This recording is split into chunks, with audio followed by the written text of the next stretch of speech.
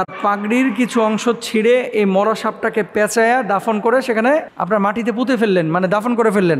জিনরা আপনারা জানেন যে অনেক সময় সাপের আকার আকৃতি ধারণ করে, বিড়ালের আকার আকৃতি ধারণ করে, কুকুরের আকার আকৃতি ধারণ করে। মোহতারাম রাসূল আকরাম সাল্লাল্লাহু আলাইহি ওয়াসাল্লামের সাথে নাকি জিনদের কয়েকবার সাক্ষাৎ হয়েছিল। এ ব্যাপারে আপনার কাছে জানতে চাচ্ছি, আসলে রাসূল সাল্লাল্লাহু আলাইহি ওয়াসাল্লামের সাথে জিনদের সাক্ষাৎ আসলেই কি সত্য হয়েছিল?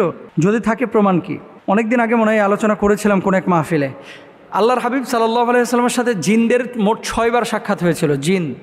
জিন জাতির দলবদ্ধভাবে সাক্ষাৎ হয়েছিল কয়বার? 6 বার। নবীজি সাল্লাল্লাহু আলাইহি ওয়াসাল্লামের সাথে 6 বার সাক্ষাৎ হয়েছিল।